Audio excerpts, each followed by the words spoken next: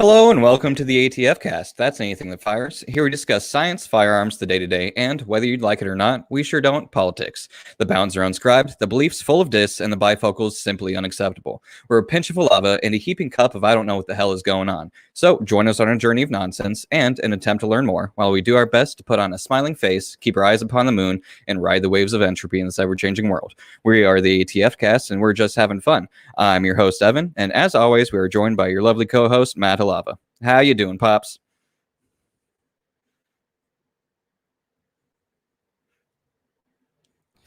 And we're having connectivity issues with the old dad. Oh, hopefully that buffers out. I have no idea what you're saying, so I'm just going to go ahead and move on to our little introduction here of our awesome guest that happened to join us today. Today, our special guest, he is one who overflows all predetermined bounds of a gun tuber, one who inspires and educates the masses of many backgrounds, one who is not shy of sporting a beautiful boa and speaking in respectful spice towards his companions. He who is not veered by the popular thought, but takes pride in producing hot takes to challenge the status quo. An inspiration to not only my dad and I, but to everyone aspiring to share their opinion of firearms and politics on the World Wide Web. While many of us are demonetized and attacked, he rises to the top of the surf to guarantee a voice representing many shall indeed be heard. Please, everyone, welcome the one, the only, Your Majesty, Gun Drama Johnny. What is going on, guys? What was the intro? Did you say a pinch of we don't know what the hell is going on? What was it? How'd you say that? Or a pinch of lava and a heaping cup of I don't know what the hell is going on. A heaping cup. I think with me on here, it's a little bit more than that. It's a dash more than that. Matt, Evan, thanks for having me on. I am so excited. I've been looking forward to this for days. Absolutely. Thank you for joining us. You're the one that kind of inspired us and got the wheels rolling on, our little minuscule thought of doing a podcast. And so we appreciate that. You need a better inspiration. If there was ever anything you needed, was better than that. Big shout out to the guys that are in the chat room. Sick Nick, what is going on, brother? And then also Shooting Gallery New England. He is the high point of YouTubers, and I say that with nothing but love. Shout out to those guys. Yeah, thanks everyone for joining us. It's rare that we actually get people in the comments, so it's awesome that that's happening more and more going forward. I know you don't have a lot of time today, Johnny, so I'm going to do a little bit of a rapid-fire interview. Of course, thank you so much for taking that little bit of time out of your Sunday. I know those are always busy for people, but we're going to start initially with what got you into firearms that you talk so much about. What got you into that hobby in the first place? Yeah, it's one of those things. I mean, I'm from the South in Tennessee, and I owned guns before I was even born. And like I've never not owned. I've literally never spent a day on this earth without owning guns. So nothing got me into it. I think just mom and dad. I don't know, but I've been around guns forever. I've got a lot of hobbies, from movies to, I mean, it's the typical stuff. A lot of regular guy stuff. But guns get my attention. They've always gotten my attention. I was in the safe yesterday with a buddy. He and I spent a half an hour in front of the safe, just staring at them, picking them up, talking about them. I love them. I've loved them my whole life, and I still love them. I think that's just as good backstory as anyone's ever given us. Y'all need better guests. If that's your best backstory, y'all need better guests. Well, it's only episode 8, so. Okay, the bar is so low. It's starting at the bottom of the barrel, of course. Dad, your Wi-Fi is doing a lot better now. Welcome to the show. Well, thank you. I moved the computer like 4 inches. There you go. Looks better, right? Technology. You just got to whisper to it right. It always works. So I know all your videos are always beautiful. Your backdrops are phenomenal. Your content, your dialogue is always superb. Where did your passion of the video creation originate? I don't. That's an interesting question, Evan. I don't think I have a passion for the video creation. I think I am a creator. I worked my way through grad school as a full-time graphic designer, and I was a musician in high school. I went to school on a full music scholarship. So I think just I was like the creative guy in high school, and I think whatever I'm going to do, I want to make it cool. Like as soon as I got on here, I saw your new camera, and your colors changing. You got the LEDs going on I saw that and I'm like, I want to start wearing glasses so you can see the screens in my glasses. I'm gonna look awesome. And I know Matt's a painter, and so I think all of us guys that are into this kind of stuff, I don't know, it's to quote the movie, not The Descendants, The Departed with Jack Nicholson. Jack Nicholson in that movie was talking about John Lennon. He said, I'm an artist. Give me a tuba. I'll get you something out of it. Number one, John Lennon was a dirtbag, and so no shout out to the Beatles. But number two, I don't know about the video passion. I think it's a means to be able to talk to people, and it's nothing more than that. And if we're going to talk to people, maybe we'll shave like I did this morning and, wear a nice hot chili pepper shirt. And I think it just makes things a little bit better, but no passion. Okay. It being just a means to be able to communicate with people and have conversations, being so vital to your career and your hobbies and everything. What is your most valued piece of content creation hardware or software? Is it a camera or a video editing software that you just really can't see yourself living without? I do a lot of consulting for guys that are trying to get into content creation. It doesn't matter. Like, just use your phone. It doesn't matter. So I'm gonna steer your question in the direction, rather than which piece is the most important, how you use it is really important. I've got I'm just using my laptop right now, but I've sat it aside next to the chair to make sure that it's not doing this. And for people that are listening, I'm moving my camera a little bit. So I'm going to say it's not what you use, it's how you use it. I've upgraded microphones a half dozen times. I've upgraded lights a half dozen times. I've just moved to a 6K cinematic camera.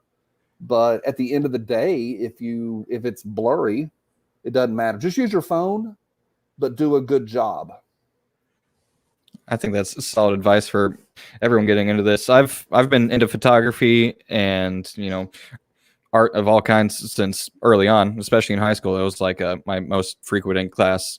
By the end of it, I was taking 2-3 photography classes, every day. But it's learning those minute details on how to get the focus right and the awesome blurred background, and which, I have a lot of fun doing that with my phone. And I think that's advice that really does need to be absorbed by a lot of people. So I appreciate that. What's been your favorite chapter in your firearm content career? I know you've had the Gun Drama Johnny situation. Gun Drama Llama has always been a staple of my morning routine, rewatching episodes, and that y'all gonna make me lose my mind music drop is always a good way to wake up. And I know you do a lot of things for Pew Pew Tactical and Hop Around a podcast. What's been your favorite chapter in all of that?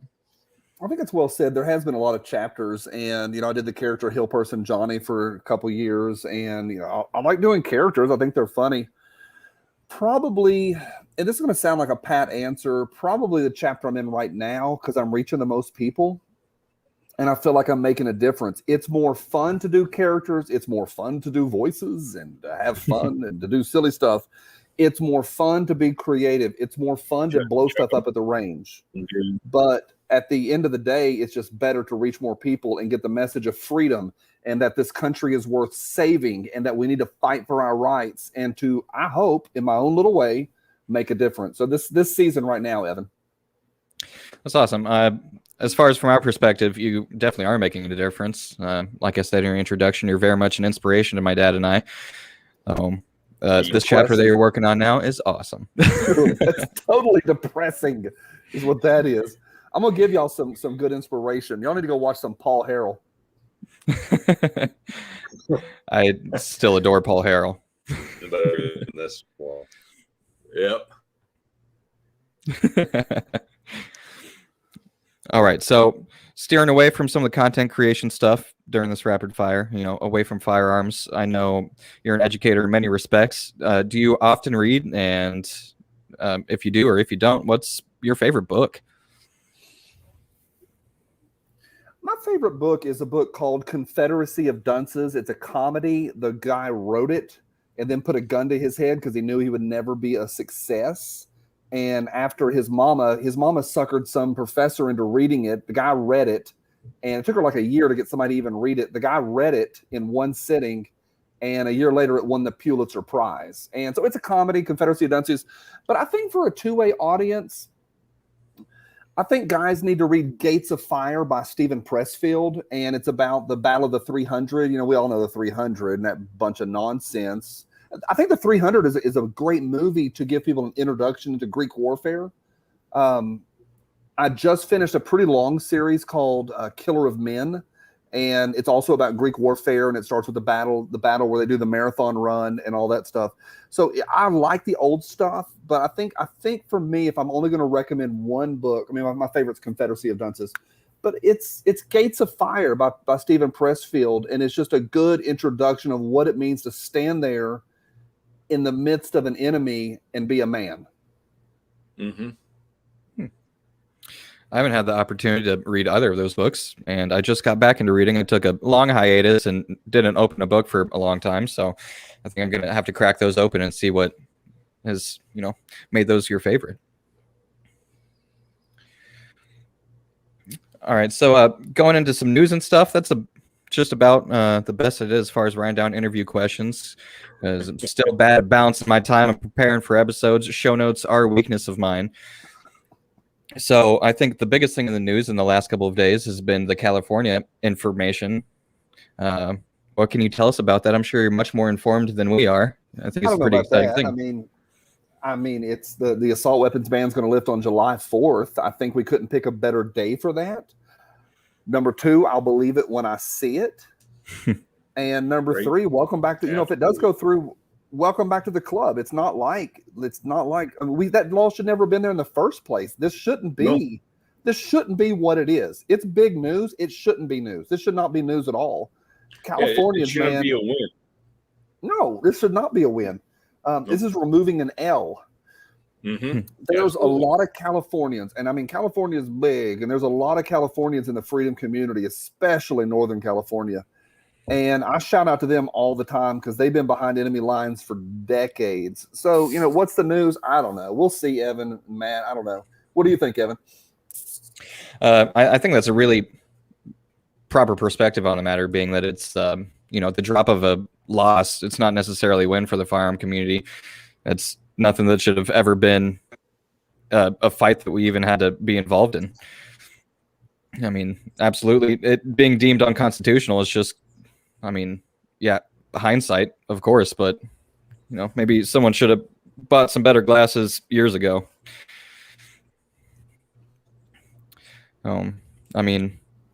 Celebrating on the July 4th with the drop of the ban, that's an awesome way to do it. Freedom. Mm-hmm. Freedom. And, speaking of dates and, trying to keep things into perspective, we I don't know when this is going to air. I think we're live, aren't we? I think it's totally live. But for people watching this maybe down the road, we're, this morning was the anniversary of D-Day, and a lot of Americans and some Canadians and some English dudes, they laid down in the sand and died. And a lot of dudes paratrooped the night before.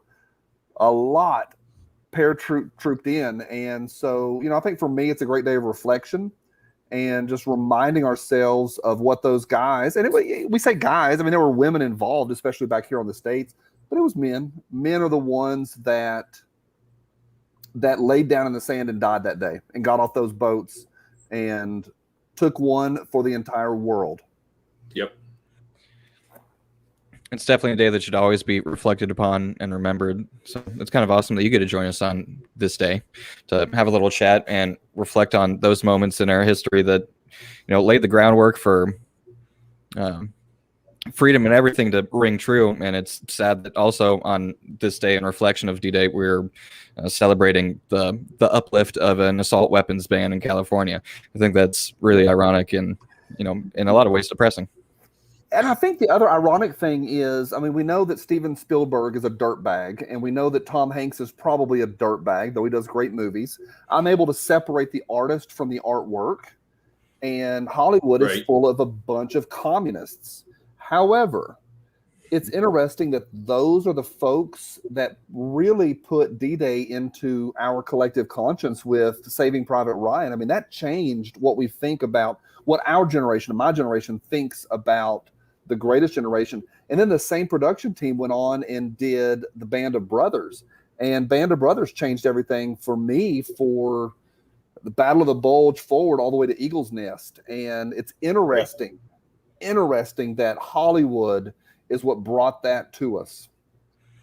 Yeah, if nothing else, of all the scumbags that are involved in Hollywood, they oftentimes do a phenomenal job at the beautiful portrayal of very dark situations to let us reflect on those and remember those and see where we came from, and hopefully in recollection of those events go in the proper direction moving forward.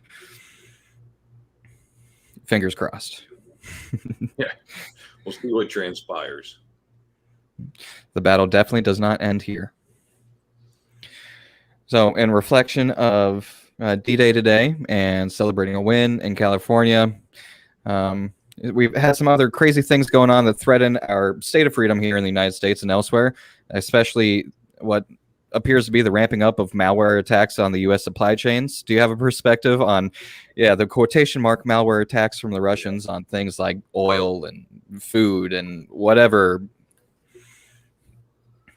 I think it's a way to get cash overseas. I think it's just like Obama giving a pallet of American currency to the Iranians. And and also he gave them a U.S. drone. Like we gave the Iranians a U.S. drone for them to reverse engineer. I don't buy it. I ain't buying none of it. My tinfoil hat is intact and shiny. I ain't buying none of it. What about you, Matt? I believe none of what I hear and only half of what I see from them. Right? You can't trust them in any direction. So while I served proudly in the United States Marines, and I'm still proud to be a Marine, am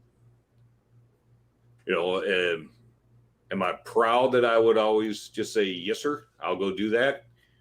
I'm not embarrassed by it. Right. So, I'm very proud of it. And a lot of people are put in that situation. All the men and women that are serving, it'd be a tough presidency to be serving under right now. You don't know what's true. You don't know what is real. In other presidencies, you still had that confusion and those lies that came towards you. But what a bucket of mess that is just sitting there and supposed to be our government, right? I believe nothing that they say. They're gonna release a whole bunch of alien information. Just wait, all that's going to be released. I really haven't heard anything that's been released. So, what's new in that world? I don't know.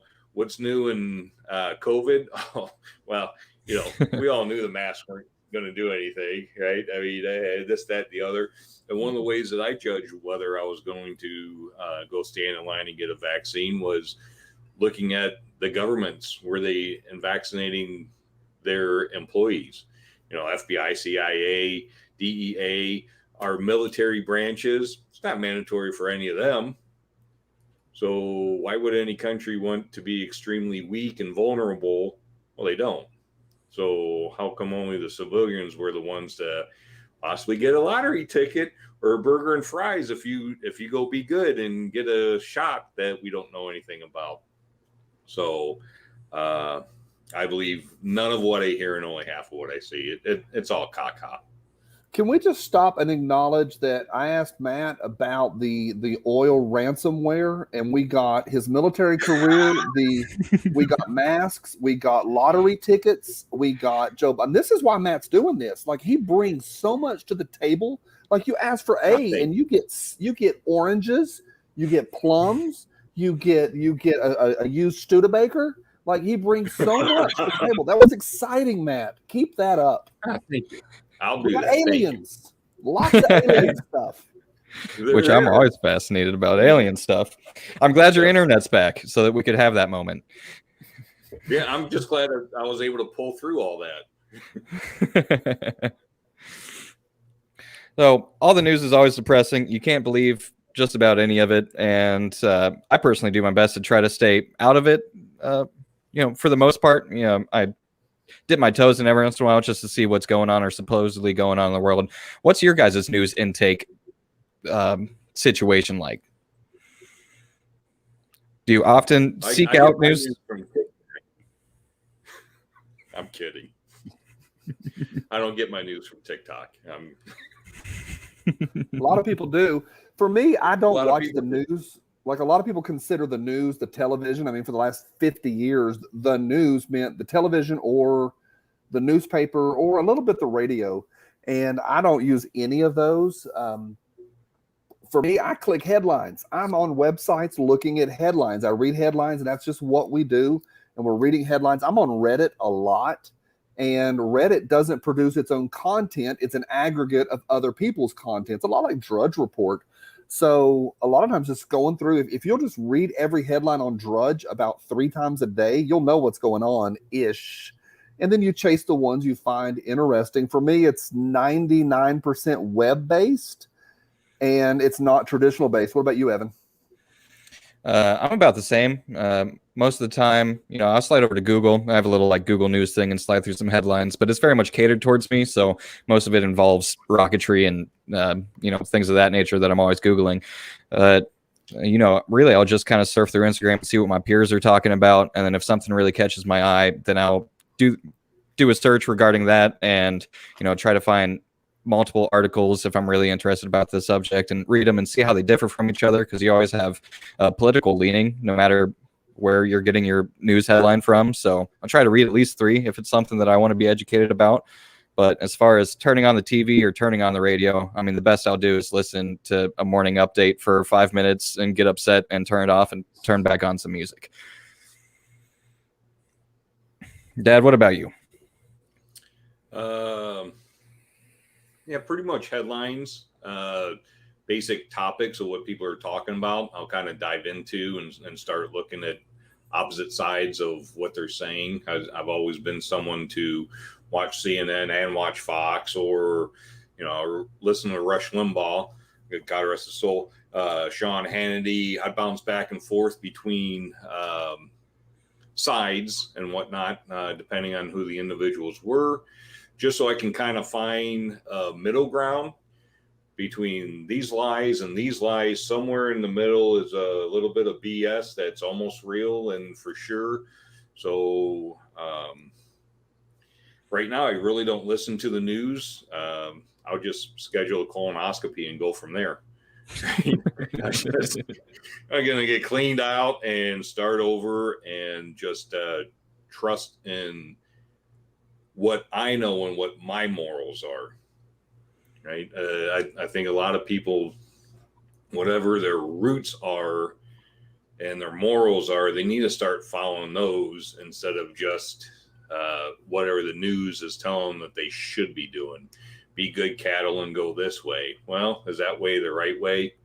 Right. So I'm not going to be cattle. I'm not going to be sheep. I'm going to try to judge the best that I can and follow my moral compass in my heart. You ask about the news, you get a moral lecture. I love it. This is good stuff. Where shall this lead us? I love it. Hopefully well beyond episode 1000 or something of the nature. Let's try to get to 9. Let's just try to get to episode 9 without 1 the week wheels at a falling time. off. Time those lug nuts. Yeah. Our pets' heads are falling off. Yeah. Johnny, I know you've got a hard stop scheduled for just about 4:30, and we're approaching that rapidly. So I'd like to ask you. I got a few minutes. Go ahead. Okay, I'd like to ask you one more personal question here. So I know you're very much into firearms and politics and everything. Is there a realm of information or a hobby that you really veer towards outside of that? Something that you're really passionate about that's not guns or news or politics? Well, the lame one, like they say this, don't ever talk about reading books which we've already talked a little bit about. And they're like, because everybody has a hobby of reading books. Like that's just kind of the thing. Like, yeah, I like to read. I like to read in my spare time. And I feel like my next answer is kind of that same thing that everybody does, but I am into movies. Like, I mean, I'm into movies. Like I've got a movie problem. And I actually wrote a movie textbook at one point. And I mean, like I went 10 years of my life and I watched 1, 2, or 3 movies every day for a decade. And I'm struggling these days. I can't even get a full movie in every day these days, and maybe 2 or 3 a week, that's a good week for me. If I get 3 in a week, that's a big week. However, I talk movies all the time. My son, he just graduated high school, so we talk movies a lot. I think he bought 33 movies yesterday, and so he's in Nashville, so we sat on the phone and went through every one of them, and I learned a couple new titles, and so I cannot get enough of Hollywood, though they're all dirtbags. Right. Okay, so with that fascination of movies, is it even possible for you to narrow down to a top 3 or a top 3 current? That was 2 big questions right there. We got one who answers questions in all these answers, and we got one that asks these questions. Top 3 or top 3 current. I mean, that's like saying, what's your favorite music or what's your favorite food? Those are whole different universes. I've said this before. This is not original. That if you were to ask me my favorite food, how do you compare a good Sicilian pizza where the bottom's crispy and the middle's doughy? How do you compare that with my mom's strawberry shortcake? What's your favorite food? Mom's strawberry shortcake is like magic. So how do you really compare what's your favorite movie? I go back to The Big Lebowski a lot. I've watched it night before last again. I mean, start to finish, watch the whole thing again. I saw it in the movie theater in 98. And Pulp Fiction, always up there. Anything Quentin Tarantino, anything with the Coen brothers are pretty standard. I've got movies I've seen once, and I have movies I've seen 30, 40, 50 times. Modern stuff, I'm halfway through Tenet. I just started Tenet last night, and mind-blowing. I think, and viewers are not going to like this, and it's okay. It's my taste. I think one of the better movies made in the last few years is The Peanut Butter Falcon. Have either one of y'all seen that? Yes, and I have to agree with you wholly. Hit me. What do you think? I mean, it's like that awesome 90s indie film that I grew up on, because I had that family that was on the indie movie scene and everything. So it was kind of reminiscent to me of growing up and seeing those films, but just the dialogue and just the adventure style of the film and the photography, everything was just mind blowing to me, especially for a film that you don't hear a lot about. How about now? We're getting obscure here. Have you heard of an indie movie called Mid 90s? I have not. You're welcome. Write it down if you like the indie stuff and just original. It's from the heart. The Peanut Butter Falcon is that's a feel good movie, but Mid 90s really, really good. Don't hold me to this, but I think Jonah Hill did the movie. The fat kid from, well, y'all know, everybody knows Jonah Hill. I think Jonah Hill did that, but indie movies are really, really interesting. The thing about Hollywood today, and I didn't make this up, but this is true. This is not mine. Is you only have 2 options in Hollywood. They have low budget, get it done, tell a quick story. Very few are original, or they have high budget franchise movies. No movies get a $150 million green light unless it has franchise material. And they green light episode 2, 3, and 4, series 2, 3, and 4, opening weekend. So when John Wick hit, bam, 2 and 3 were planned immediately. And depending on how the third one did, they'll go ahead with 4 and 5. And so that we're in an interesting time right now, and not in a good way interesting, in that there's no originality, very little. Parasite, as original as movies get. I mean, just totally original. But we had to go overseas to get that. Or you get high budget franchise stuff. And I'm sorry, I know this is going to hurt some viewers. I don't need to watch any other dudes in spandex flying around the sky. I'm a little over. It's a little played back. Like, I was at the theater watching X-Men when that came out 20 years ago, and this whole thing started. Iron Man didn't start this stuff, but the X-Men started this 20 years ago. And it's played out. Are they good?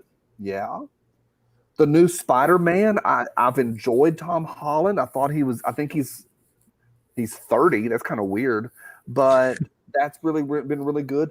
That animated Spider-Man, outstanding. I'm over it, guys. Like, I'm over the superhero movies. Now, I'm not over Star Wars. God bless Disney and those bunch of pedophiles over there. they have taken the Star Wars franchise.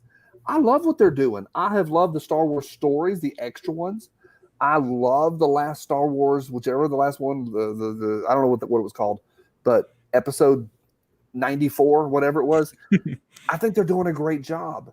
So that was a long answer to a short question, which is, 3 here and there. I'm going to go Coen Brothers and Tarantino 90% of the time. What about you guys? For me, all-time favorite that I still can't shake is the Blues Brothers. It's just, it just lives in a little happy place in my heart. I watch it about 3 times a year, and I'm sure that is low on your standards. I don't think there's one movie other than the Blues Brothers that I've seen more than like 30 times. Usually I see a movie and I'm like, oh, cool, that was great, and I usually don't watch them again. Blues Brothers is really the only one that stands out as the one that I can play over and over again and never get sick of. Tie that in with the little Carrie Fisher. We got old Carrie Fisher holding an M16. Oh, Right. yeah. In there. Not bad. America. Fantastic. Yeah, that's America. Now, y'all probably know this. You're a Blues Brothers fan. Little trivia for the viewers. I know you know this, Evan. But on the budget of the Blues Brothers, they had on an actual typed out line on the budget. What'd they have, Evan? Cocaine budget for the movie Blues Brothers. Also the largest and budget for the most number of wrecked vehicles in any movie. And they did a great job at wrecking them. Plus Nazis. It's great. Also, during filming, they lost John Belushi and found him at a random house in the middle of the country eating a sandwich. It's good stuff. Dan Aykroyd's had a great career, interesting career, and I mean, he's gone from doing that, and he's done some fantastic stuff. I mean, he was Driving Miss Daisy's son, and interesting career, and he's still around. Now, to tie it back to Matt's answer about Ukrainian oil, the Dan Aykroyd is we're not talking like a slight believer in aliens. He is this dude, he knows his alien stuff. He very much does. When he was on Joe Rogan, it was just, I mean, almost 100% aliens and super entertaining, especially him like talking about his UFO sightings and things. And his presupposition is amazing in that he does not want to talk about if there's aliens. He opens with, we're not discussing if, we're discussing the aliens. Let me give you this, and then I'm going to check out of here and let you guys make fun of me behind my back. All right. There is the 90s show Unsolved Mysteries. Mm-hmm. They are redoing it on Netflix. And in season 1 of Unsolved Mysteries, I don't know what episode it is, episode 2, 4, 5, I don't know, but they have titles for this very reason. It's called the Berkshire UFO. I think it is the most real alien stuff I have ever seen, the Berkshire UFO. And all it is, there's no narrator, there's no story, there's no narrative. It's just people sitting there like the three of us, just a talking head, looking at the camera, telling their story. It will blow your mind. The Berkshire UFO, life-changing. I'll check that out. I think I fell asleep to that episode because I'm good at putting on that show and falling asleep before I get any information out of it. So I'm going to have to bring that back up and finish that because, all the UFO stories very much fascinate me. And when you have the chance to come back on again, we might just have to do a deep dive into some alien stuff because that government release should be coming out in just a few days. New York Post got just a hint of the information from it. And basically what we know so far is the government said, we have no idea what they are, but here's some videos. So... It's not human. Whatever we're seeing is not human, and they're probably in the ocean. There's a lot of theories that they have been in the ocean for millions of years. We don't know. I mean, hundreds of years. We don't know. But they are not. To the ocean has been explored. Only 5%, I think. Right. So, and I will tell you this. And I've got to go take my next phone call. They are not extraterrestrial. They are interdimensional. It's not moving from one planet to another using great technology to go a long distance. They are snapping between, and so is Bigfoot. He is from another dimension. Write it down. Johnny, thank you so much. You really got my alien wheels turning. When you come back on, we'll talk about aliens and rockets and all the fun things. So anytime you've got the opportunity and some free time, you're welcome to come on and chat with us. Thank you so much for joining us. Thank you, guys. Appreciate you. Bye. You're welcome. Bye. Big hugs. What a good man. Absolutely. Aliens always get me very excited. Yeah. Kind of sucked that your internet was being an asshole there for the first like 15 minutes or so, but good to see you in human form. Thank you. I couldn't see anything except like me looking good. You guys were going black screen, clearing out or whatever, and I still looked as amazing as I am right now, which is not in any way, shape, or form. But yeah, I took my ears out and it got a little bit better. I turned my phone all the way off. It got a little bit better. So then I moved the laptop another 7 inches closer to the door, and here we are chit-chatting. I know I'll have to look back and see how my side of the stream looked, especially since I'm broadcasting from my connection, because I kept getting Wi-Fi interruption bars. So maybe it's just Wi-Fi ghosts are being rude today all over. Maybe it's the interdimensional beings hopping from one store to another. They're checking out our podcast. They're checking out someone else's. They're like, oh my God, I heard Johnny's on the ATF. I got to check that out. Johnny's awesome. Right. So Johnny's always on top of the ATF. Yes. Yeah, I was starting to think that maybe you were one of those interdimensional beings there for the first moments, but so good to see you. Oh, did my eyes breathe or something? I was seeing all kinds of crazy things. That's why you wear those sunglasses. Yeah, so I can hide my lizard alien form. Yeah, exactly. That's why you grew the facial hair. It helps hide the lizard wrinkles. Yeah, my under chin scales, my double scales. Really got to work on the weight loss program. It's another mouth. That's where I drink my beer. This is just tea. That's why we all had to wear masks for so long, because we had to get used to the others breathing. Oh, is that what it is? Yeah, it's a real thing. I made it up. Perfect. I love it. Yeah. See here. I think I put down some things for us to talk about in the news world.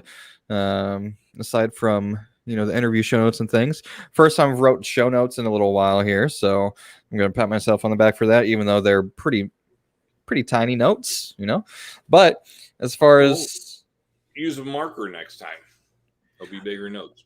I'm gonna get one of those giant like post-it note boards that they use in kindergarten to show you how to write E's poorly. Ooh.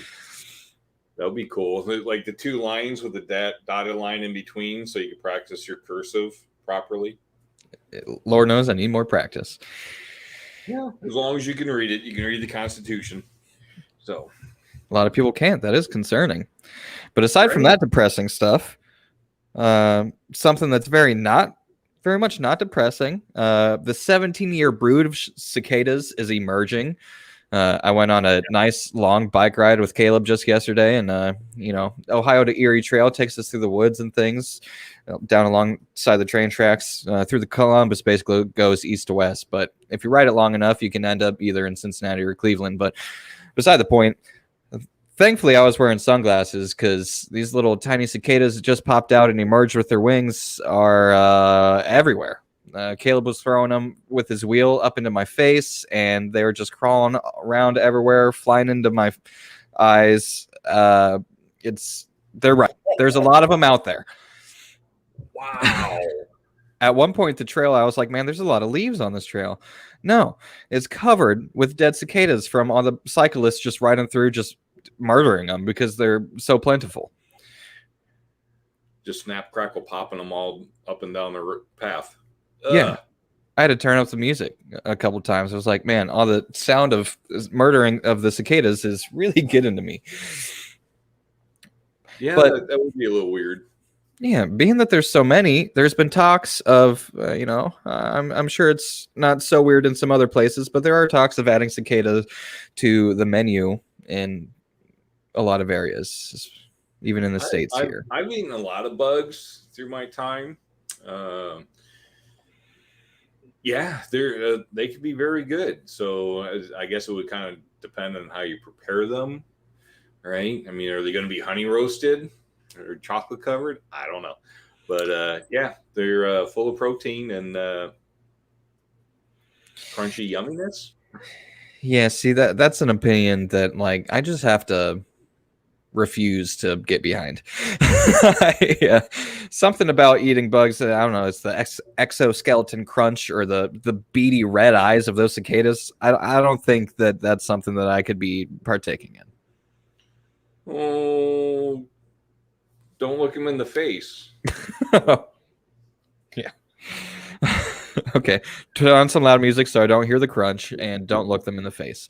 Understood. Remember the potato chip bag, right? You're going to be pulling them out with the chips. Who cares? You might think it's one of those triple folded chips. Yeah, whatever. It'll be good. Okay. Yeah, triple folded chip. Yeah, okay. I might be able to use that to.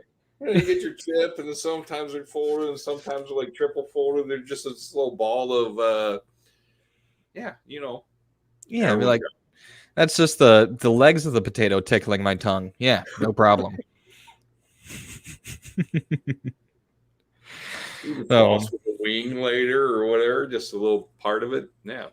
Yeah, if you decide to partake in that, if you decide to make those for dinner, I'll go ahead and have to leave.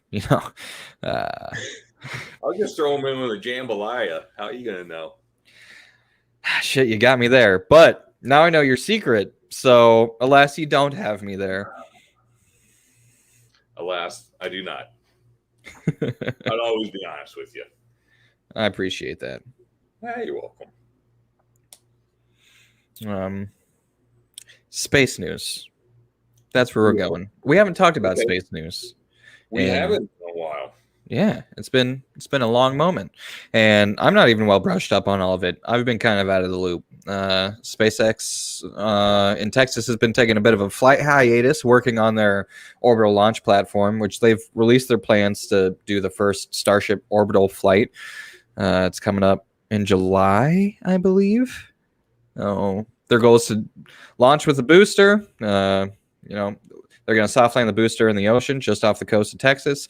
Okay. The upper stage of the Starship, or the Starship itself, not the booster, is going to do one orbit around Earth and is to soft land off the coast of Hawaii. So they're doing a lot of preparation for that. In doing so, SN 16, 17... No, I'm sorry. SN 17, 18, and 19 have been scrapped, removed from the plans. I believe 16 has already been built, so it's sitting there. I don't know if they're going to do, a low test flight with it or what, but SN 20 is to be the one that goes genuinely to space. Okay. So like we saw with 11, 12, 13, or 12, 13, 14, whatever the hell it was, the starships that they scrapped in prep, with all the upgrades coming in, and then the successful flight of 15. Which right. 15 is now going to be a monument. I know this is some rapid fire information, but they've got I love rockets. Let's see, going through this, we got down at the Boca Chica facilities working on that giant launch tower. I think it's going to be 410 feet or so. They've got 3 sections bolted together working on that, and that's just about everything with Starship that I've got. Yeah. Well, now I'm updated. Yeah, there you go. So when you say soft landing off the coast of Hawaii, what does that entail? For those that are listening that might not know exactly what a soft landing is. Oh, absolutely. Thanks for keeping me in check. So they've been working on... it's still a soft landing on land. That's what they've been doing with the Starship program, or attempting to, and then successfully doing so with SN-15. They go up, they come back down, they light their engines, they touch down softly so that they can reuse the spacecraft.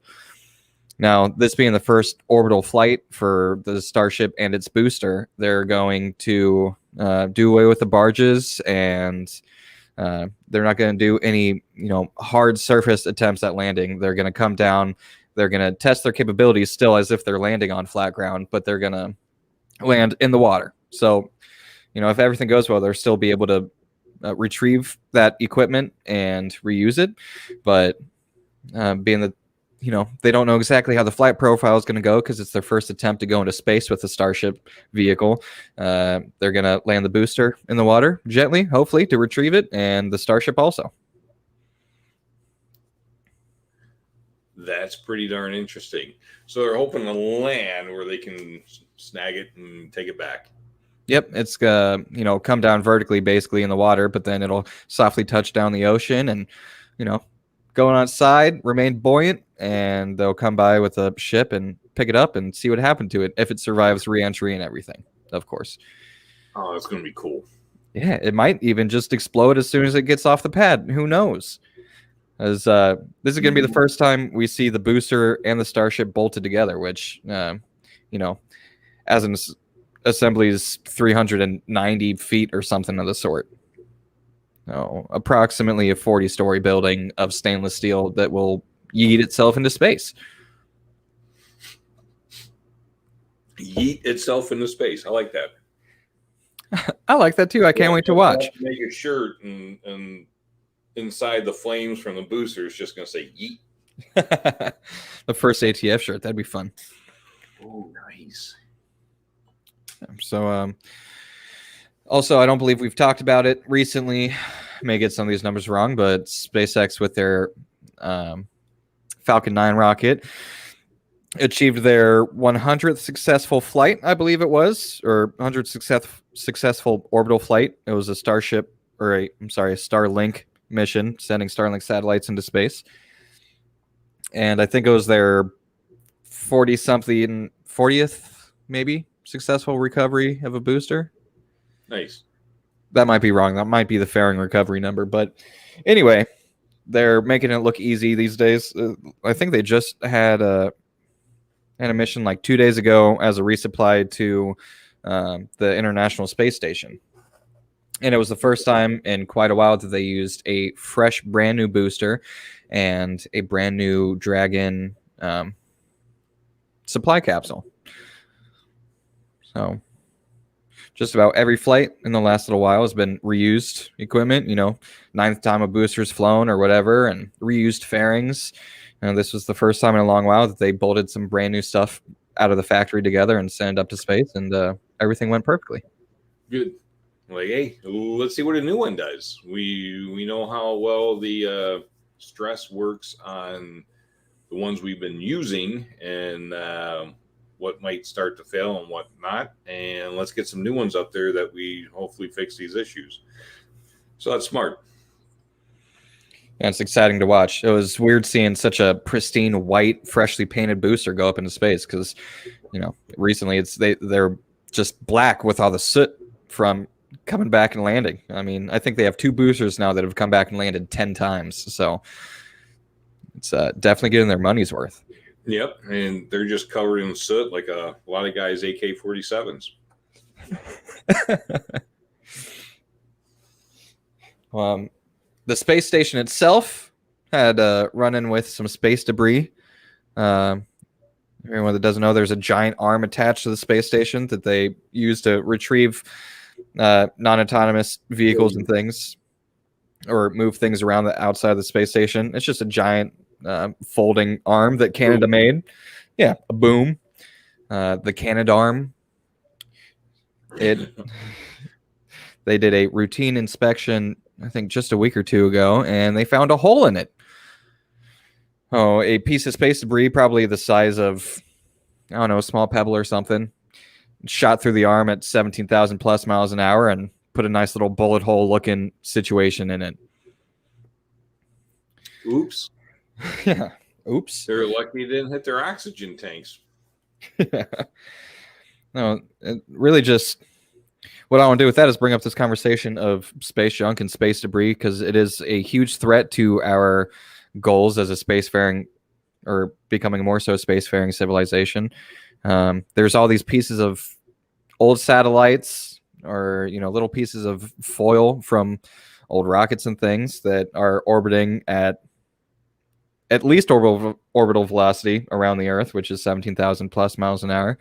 And as China likes to test laser weapons or send up rockets that fail to deorbit and come back into the Earth's atmosphere, or when they do, they have no idea where they're going to land. They like to. Why bother? Why? Yeah. Why? Yeah. Yeah, they like to drop boosters You're full of big. toxic fuel on people, their own citizens. So, really going forward, Right? So that's what they figure. Yeah, it's just our people. It's not like we're hurting another nation. yeah, who cares about our civilians? Yeah. China doesn't so much anyway. But so, going forward and putting more and more satellites and failing to deorbit satellites, bring them back to burn them up in Earth's atmosphere, just leaving them in space. It's creating this huge threat to astronauts and future space vehicles and current satellites. That's a big reason why the Air Force and Space Command has been condensed into Space Force, as silly as it sounds now, so they can monitor these pieces of space debris and try to prevent polluting space to the extent that we've polluted a lot of our waterways and everything here on Earth, just so that hopefully we can maintain the ability to go to space. How do you feel about all that polluting space and causing all these hypersonic death pebbles?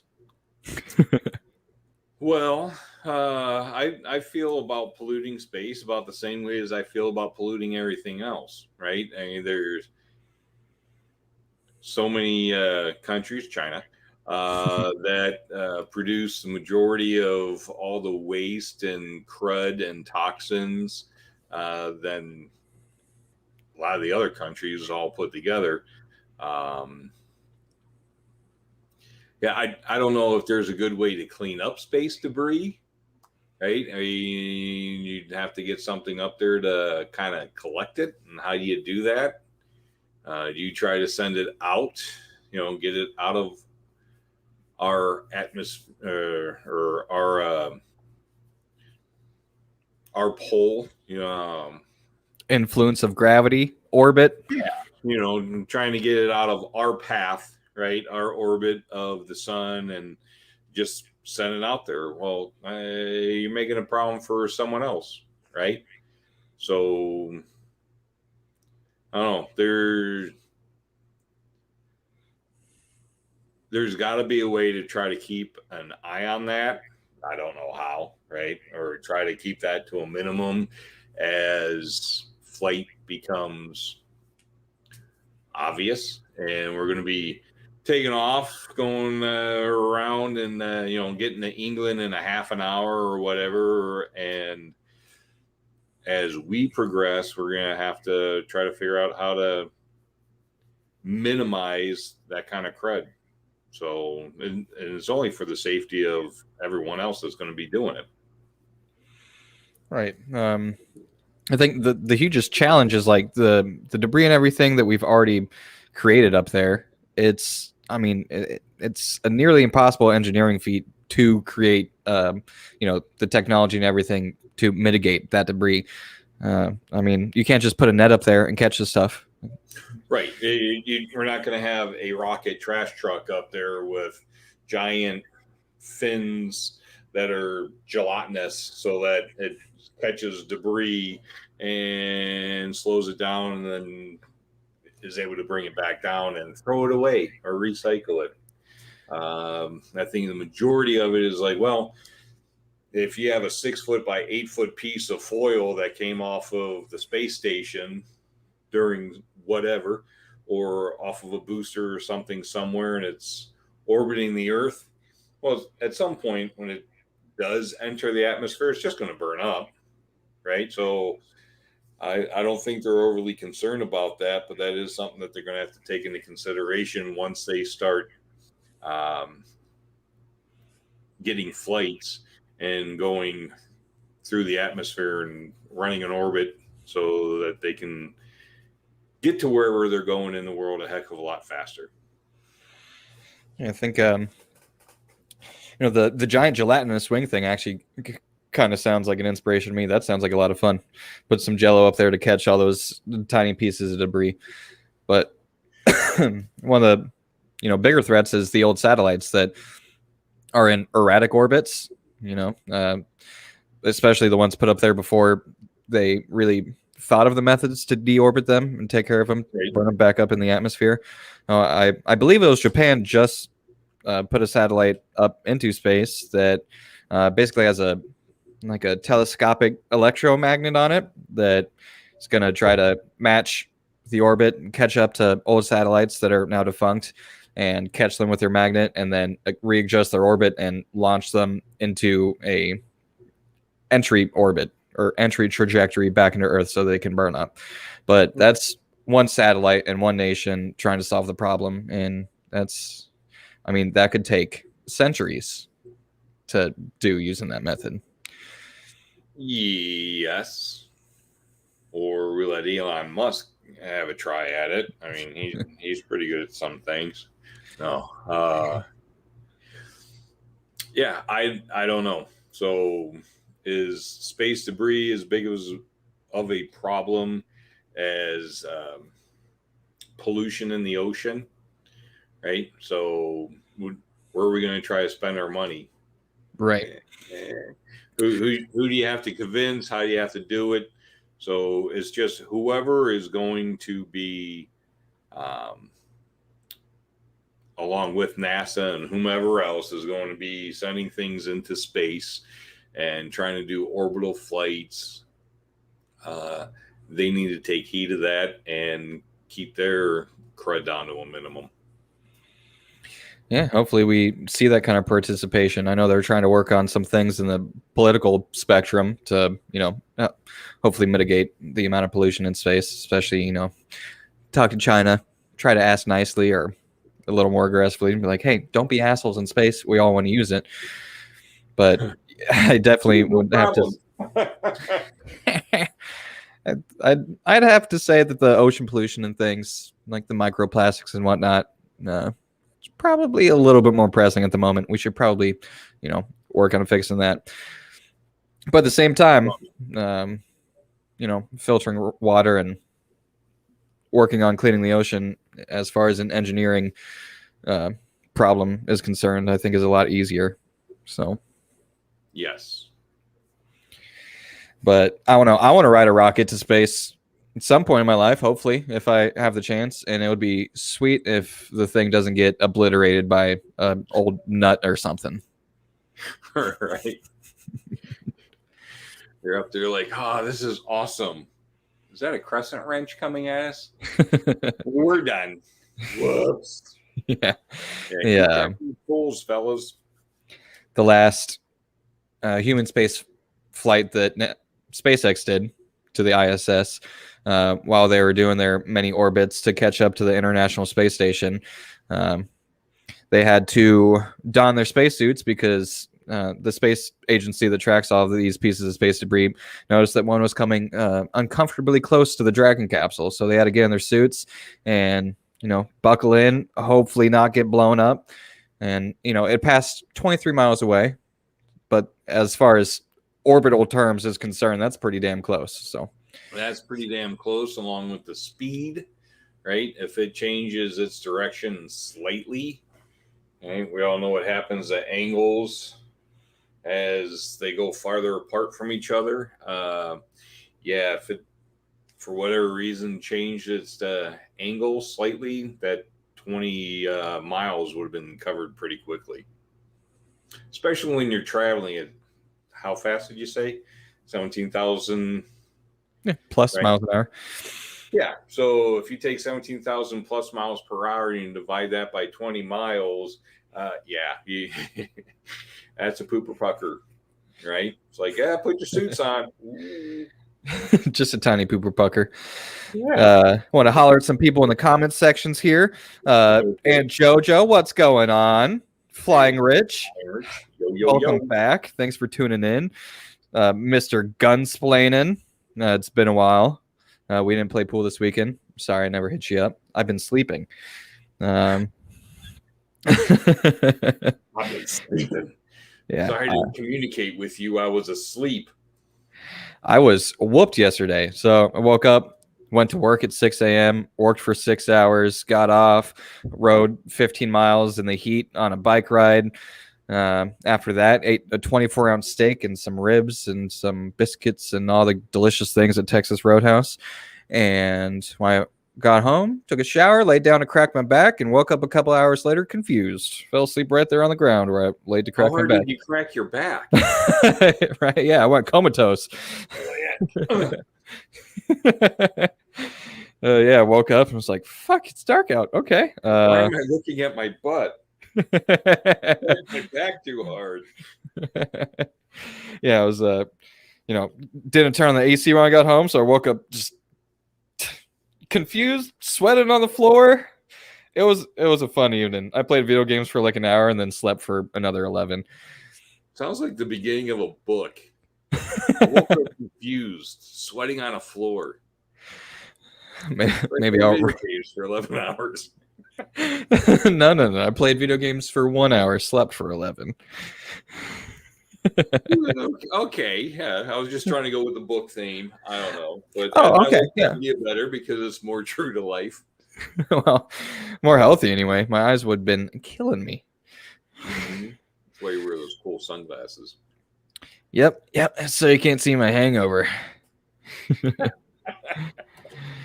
And my hangover from sleeping for 11 hours.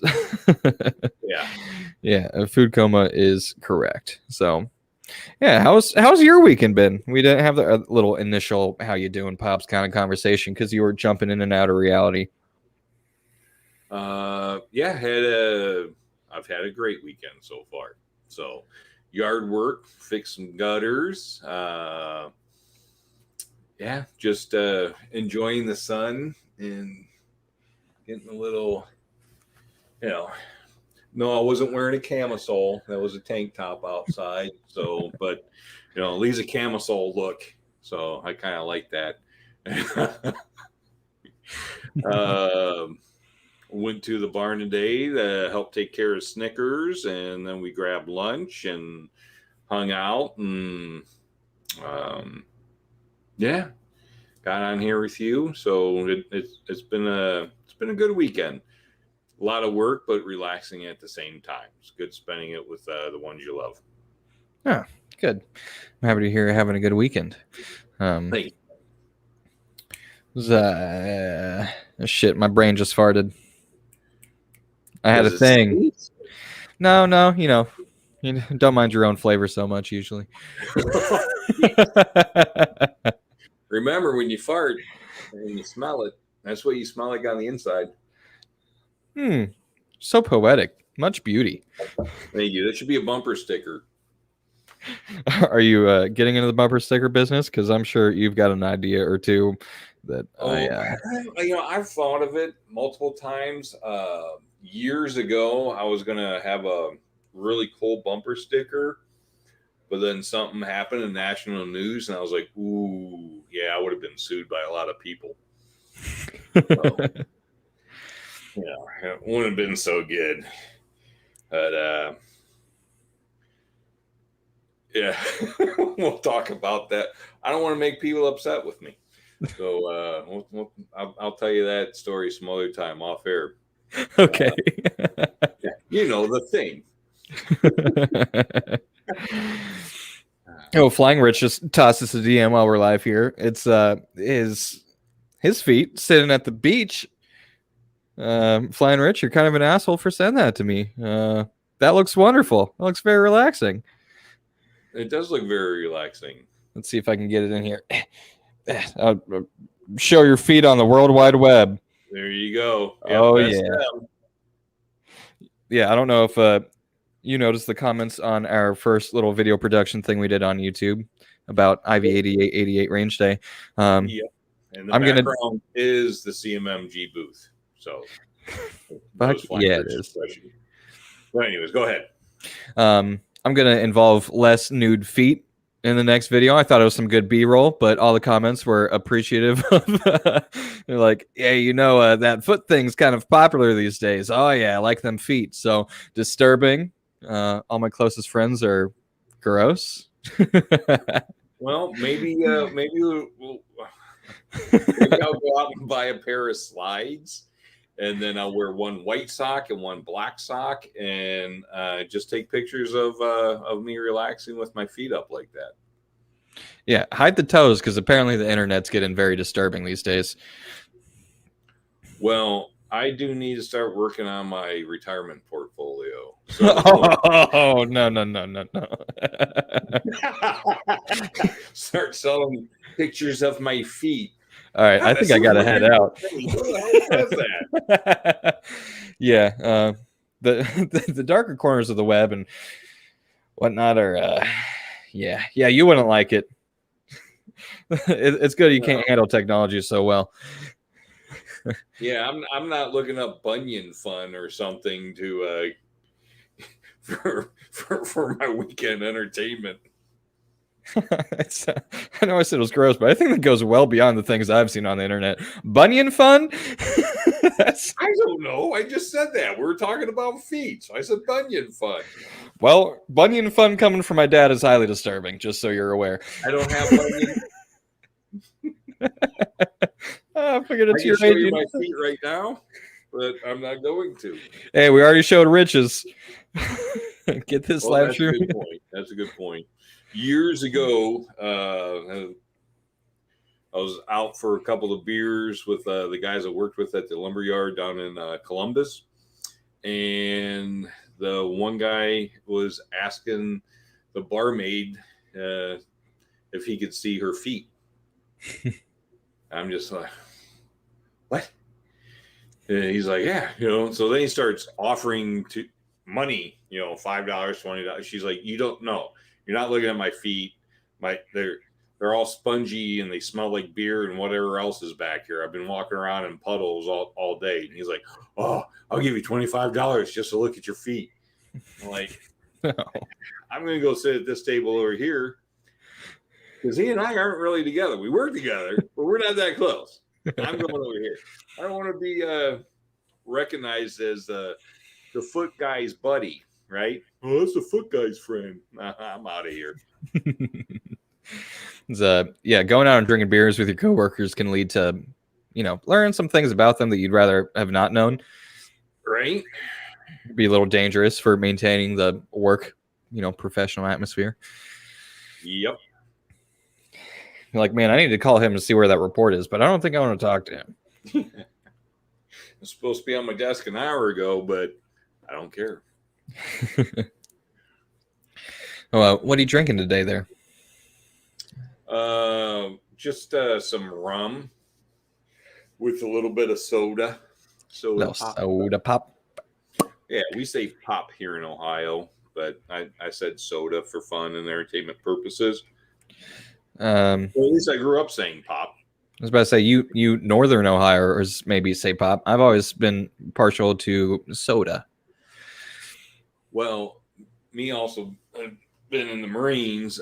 We went by last names, so seeing how it's soda pop, right? So people didn't call me Matt; they just said, "Hey, Halava," or H-Man, or Lava, or here. Yeah, I got that a lot in school. Yep, that's me. Who the hell puts an H in front of an L? That's impossible. Yeah, who puts an F in front of an L? Like in flavor. How does that happen? Lava, flavor. Pretty much the same. Yep, same premise. Lying rich, flying rich. I can't figure it out. Oh, he's lying on the beach with his feet out. See, full circle, went back to the feet. See how I did that? Comedy gold. That is the flag stomp of humor.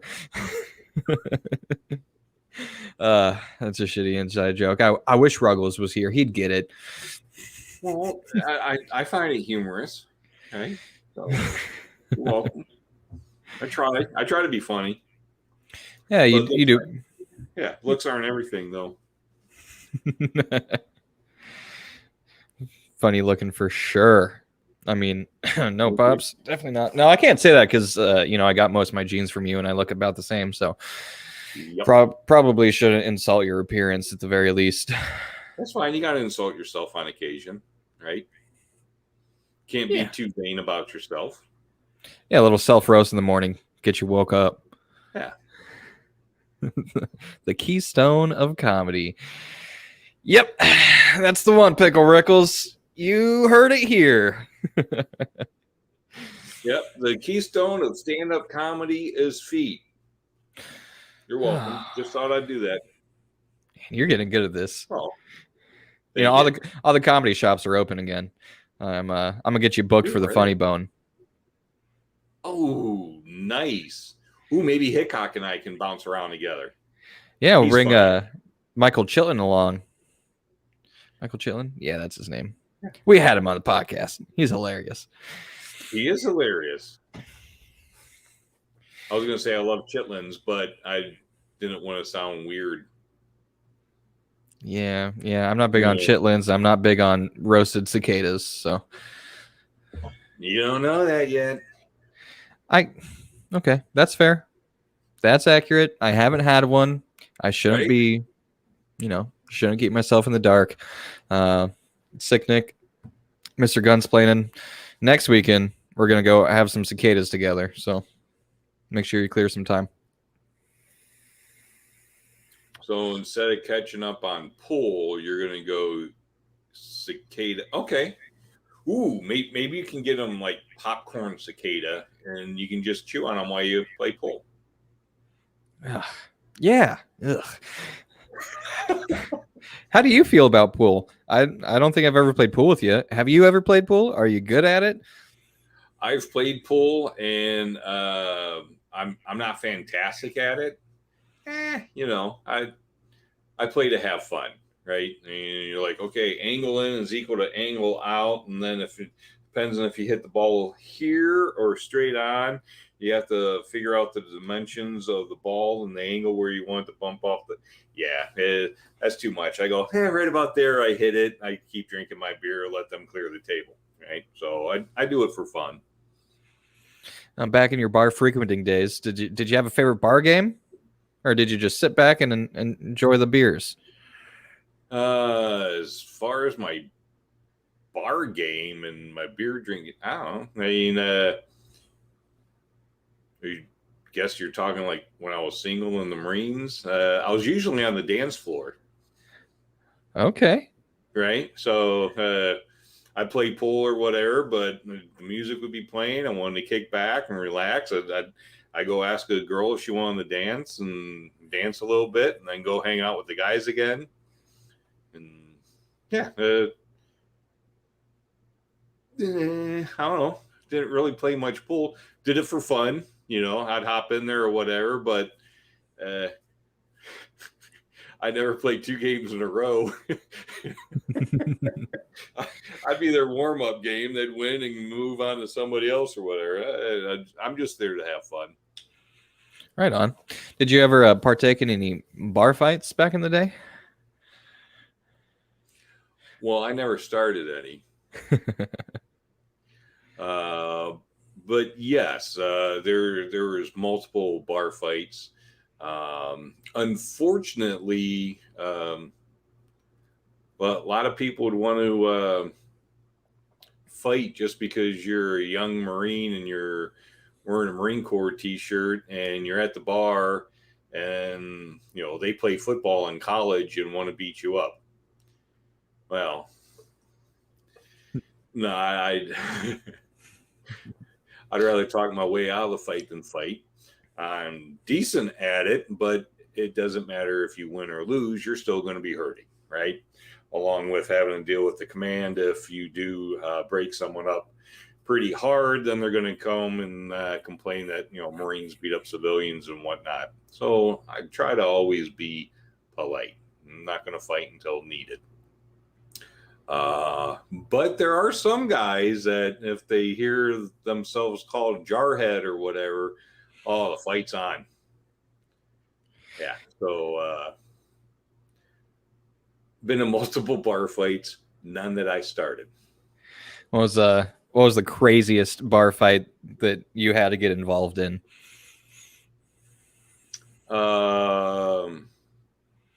Hypothetically speaking, no.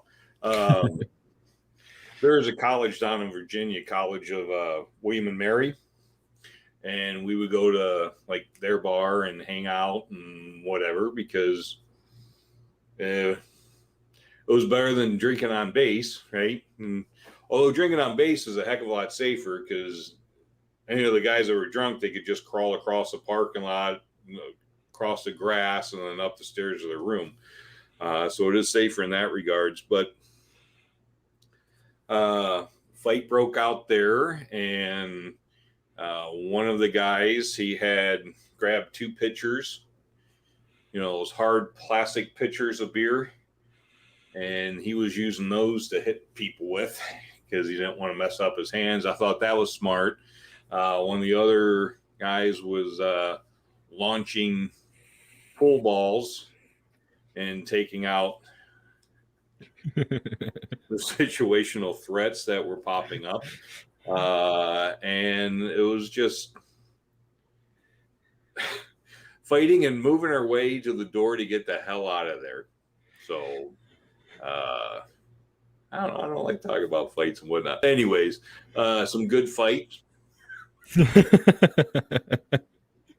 It hurts a little bit. You keep moving. There's elbows and every part of you's fighting where it's not just a little fist fight. It's getting up nice and close and hitting them hard with an elbow or whatever too. But yeah, we just fought our way out of there and would get out of Dodge. So that only happened a few times. Yeah, the pitcher fists, the pool balls, that sounds like an awesome scene out of a movie. Oh, it was great. I mean, I'm just like I'm watching my buddy with the pitchers, and he's just hitting people, and they're going down quick, and those pitchers weren't breaking. He was it was hysterical after. It was totally surreal during the time, and you're paying attention, trying not to get hit, and trying to get everybody the hell out of there so you can get out of there before the police show up, and then the colonel's got to get a phone call in the middle of the night. You don't want that. So fought our way to the door, got to the vehicles, got the hell out of it. Right on. So, yeah. Did you see anything crazier ever used in a bar fight beside the billiard balls and the pitchers? Involved in or not? Besides one of my guys running and then stepping on a chair, stepping on the table, and jumping through the air with his elbows out so he can catch people in the faces as he flew past them.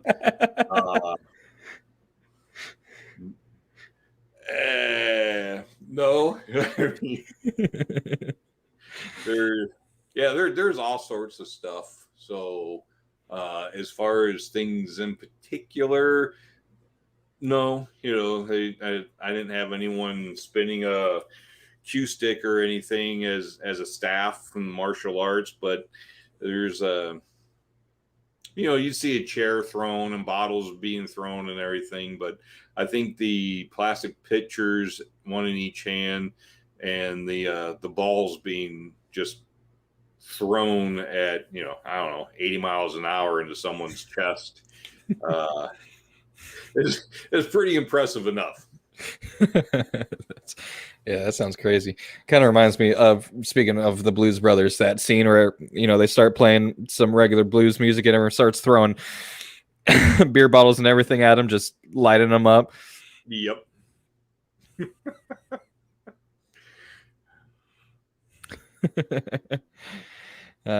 Uncle Pat, JoJo says he jumped off the front steps at Lear Road Inn, and that's how he earned the name Pat Man. Oh, so apparently he dove into a fight. I would have loved to have seen that. That would have been fun.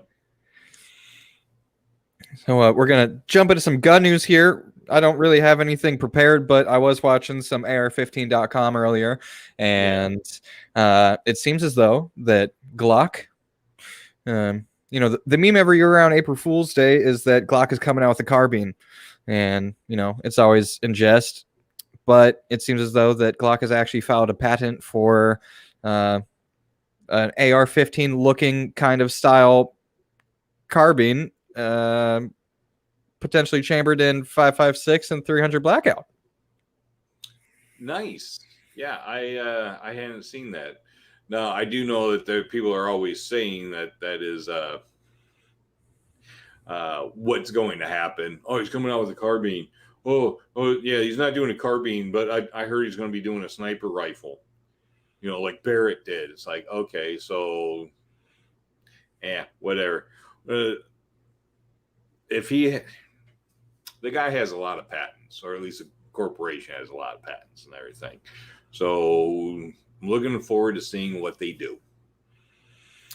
Yeah, I was looking into, they're doing some images of, the patent images of the bolt face and everything, and it looks, it's like a AR-15 style bolt face, but some proprietary Glockish looking crazy engineering bolt and carrier and everything. So, I mean, hopefully that's something that comes to fruition, because I would love to have a Glock rifle situation going on. I want to be an owner of one of those. Yeah, that would be that'd be pretty sweet. I mean, hopefully it's not just the ultimate troll. Maybe they saw those memes and they're like, all right, let's make up a drawing, let's put in a patent, and we'll never release anything. That could be. Or I don't know. Would they go through all the work for a patent if they're not going to release it? So I don't know. It'd be kind of funny, right? It would be the ultimate troll to the gun community, I think. I know when the Glock 44 and 22, is that right? Yep. When they kept whispering and hinting at a crazy release, so everyone was like, "It's finally coming! All the memes are gonna ring true." And then they're like, "Look at this plastic slide Glock in 22 situation. It holds 10 rounds," and everyone was pissed. Yep. Oh, I'm coming down to hold 30. That's could have been their attempt at trolling itself, doing the 22 and everything. So I think they're trying to appease everyone that says that the 22 caliber is the greatest self-defense round known to man, because it's killed more people than any other round. Okay. Okay. Well, yeah, it's perfect as a zombie survival weapon too, because the bullet goes into the skull and just bounces around and can't exit. Right. I mean, you're killing the dead. Yeah, some. It's what people say, Right. So I never understood some of that. You read it and they're like, zombies' sense of smell and vision gets way better after they die.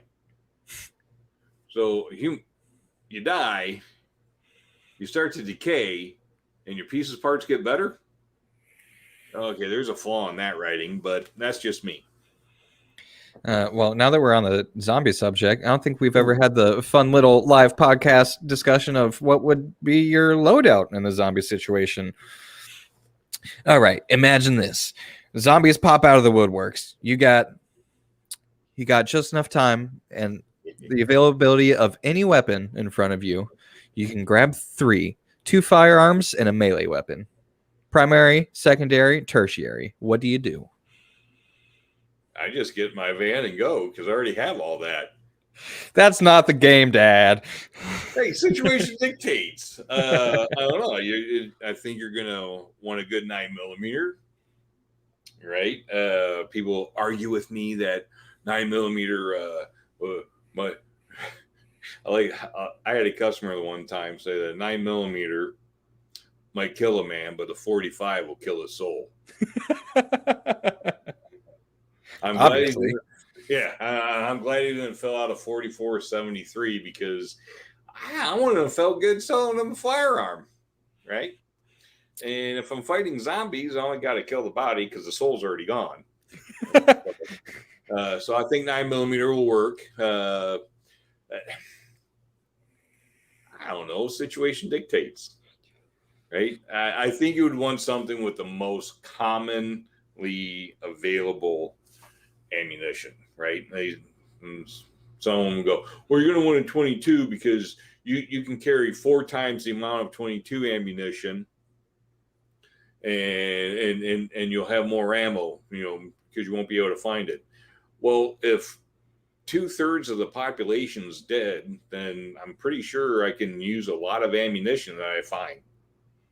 So pretty much it's going to be whatever firearm.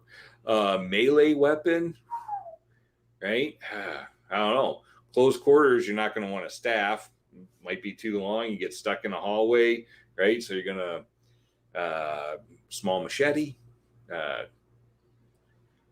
nice big knife. I don't know, a hammer. Right? I don't know. And what kind of zombies are they? Are they the Okay, let me relay the foundation here a little bit to help you out. They're slow zombies, classic, Okay. Early like 90s and stuff zombies. We don't have these sprinting crazy guys in this scenario. Okay. And ammo availability is not an issue. It's an imaginary world, so you don't have to worry about finding any. You just have as much as you will ever need. So you can choose whatever firearm you want, and they're slow zombies. Boom, go. Yeah, I don't know. One of my Glocks. Okay. Shotgun. Mm-hmm. Right? Probably smoothbore shotgun. So I have the availability of using multiple rounds. I don't just have to use something in particular. Melee weapon. Whatever. Growing up, my mom taught us that a weapon is whatever she grabbed first, right? So I learned wooden spoon. Yeah, I learned improvised weapons well before I joined the Marine Corps. Yeah, I don't know. Well, it's a very MacGyver answer of you, and very Marine Corps. Use whatever is available to you. Situation dictate. If it's available, right? I got 10 zombies following me.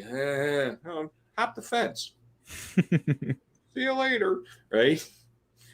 Biggest thing you can keep with you during the zombie apocalypse or the slow moving zombies is your wits.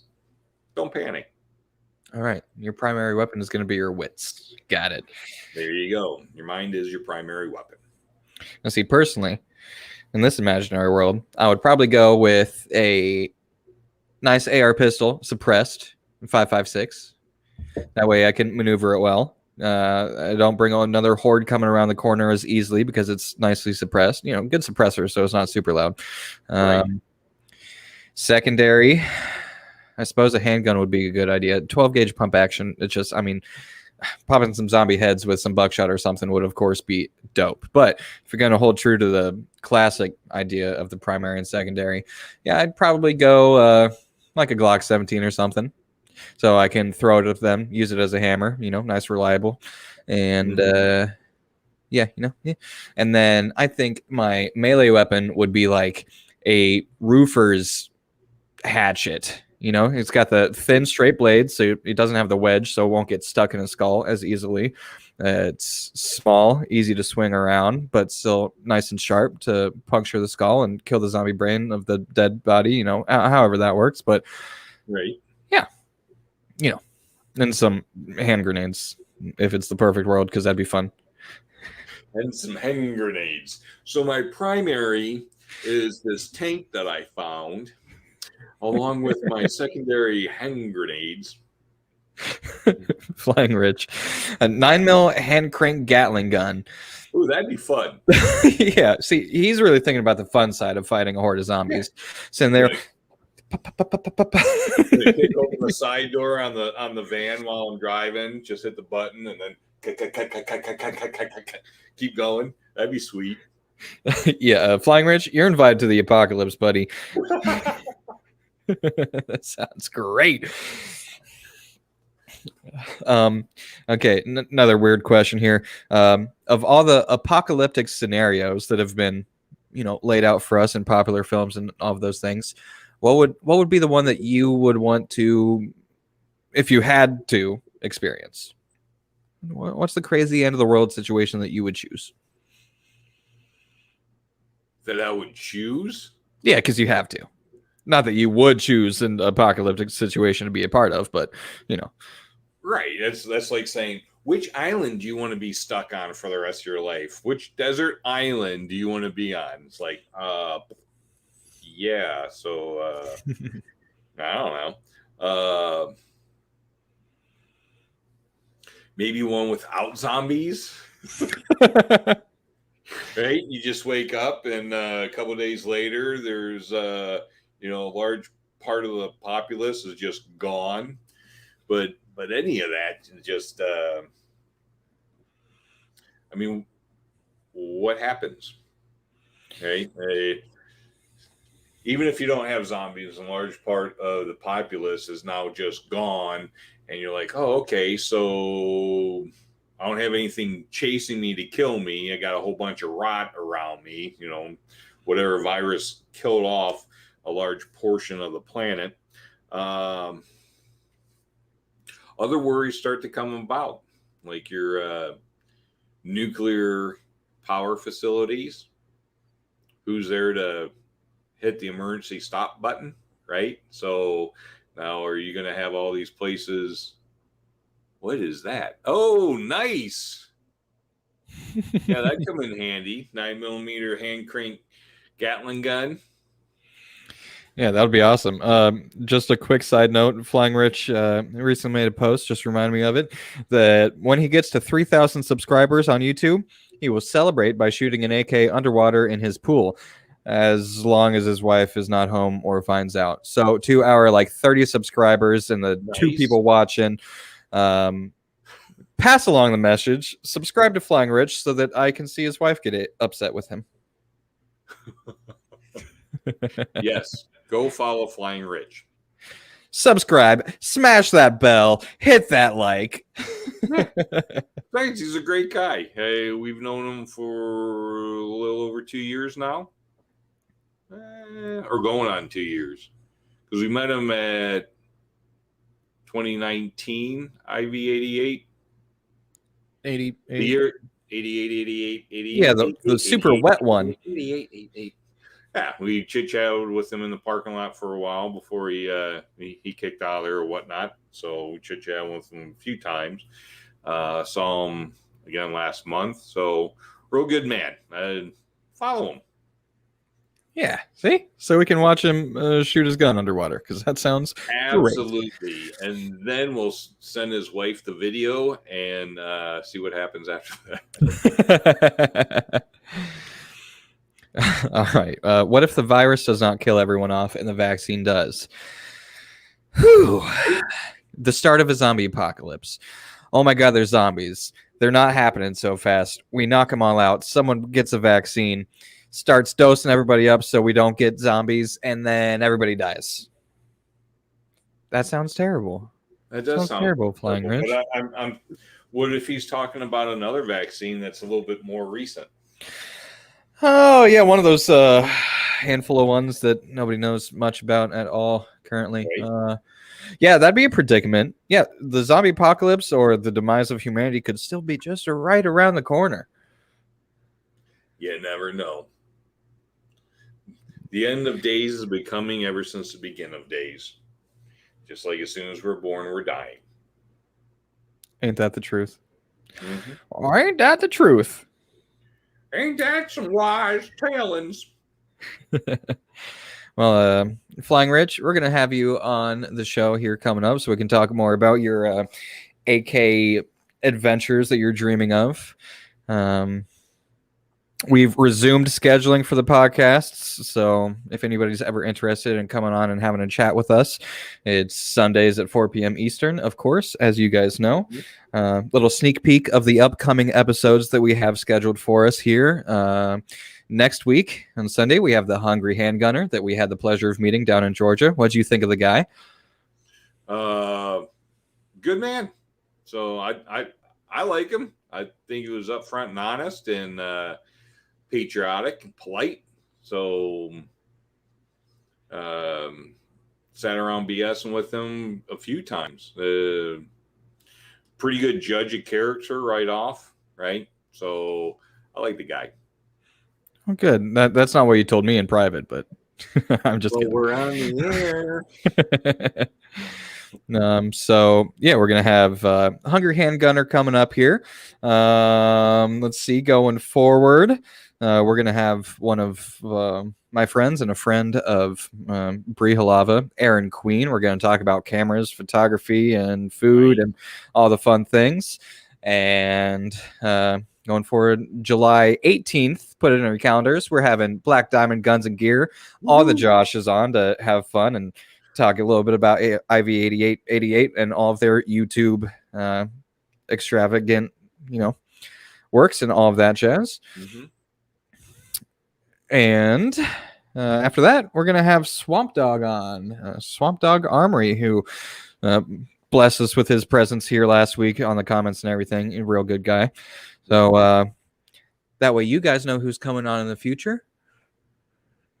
Yeah, and Johnny will be on again. So just because he was on the day doesn't mean he won't be back. Yeah, and of course we're very appreciative of him. He had a very short time window today that he could come in and pop on, but yes, he did so in his beautiful studio, and we had a great little quick chat. So it feels like so long ago now, at an hour and a half. It was only like an hour ago, but I missed the guy already.